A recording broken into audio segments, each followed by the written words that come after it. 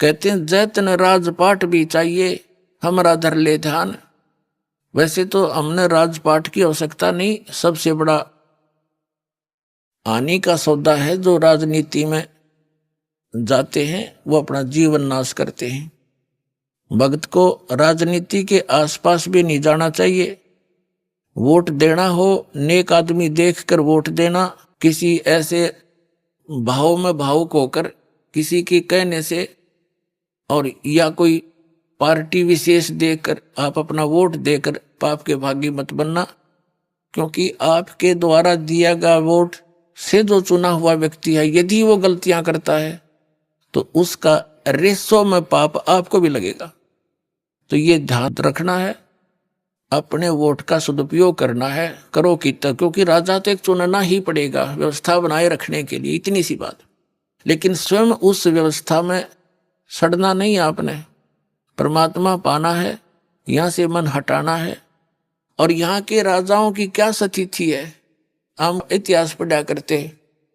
मोहम्मद गौरी ने इतनी बार चढ़ाई करी, 16 बार चढ़ाई करी, फिर विजयी हुआ, विजयी होकर के कला तोड़ दिया, इतने तो मानस आदमी मरवा दिए और 5-7 वर्ष से राज्य करा, फिर मृत्यु को प्राप्त हो गया, गधा बना अंडा। वही क्या था मोहम्मद गौरी। तो हम इन बकवादों को याद करके उन इतिहासों को अब दोहराएंगे।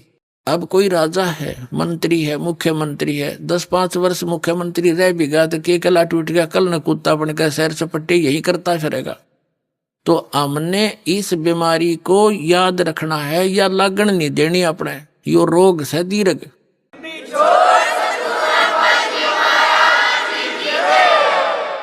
अब जैसे क्या याद दिलाते परमात्मा, सर्व सोने की लंका थी वो रावण से रणधीरम, एक पलक में राज विराजी जम के पड़े जंजीरम, मन तू सुख के सागर बसरे भाई और न ऐसा यसरे। जैसे कोई अच्छा राजनेता हुआ है और उसकी मृत्यु के उपरांत उसकी यादगार में उसका स्टैच्यू बना दिया, मूर्ति कोई पत्थर पीतल की, 1 वर्ष में उसका सत्कार करने जाते हैं, राजनेता माला डाल देते हैं, दीप जला देते हैं, उसकी आरती उतार देते हैं, और शेष समय में मनमाना वही राजनेता और कौवा बड़का अपने स्टैच्यू पर ऊपर बैठ कर बीट करता हो सिर पे।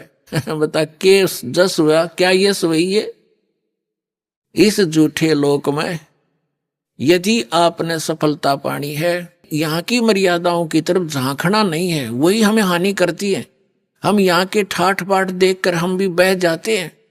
तो परमात्मा कहते झूठे सुख को सुख कहे ये मान रहा मनमोद, ये सकल चबीना काल का कुछ मुख में कुछ गोद। तो ये सब काल का आहार है, काल व्यवस्था है। काल व्यवस्था से ऊपर उठेंगे तभी हम परमात्मा पाएंगे।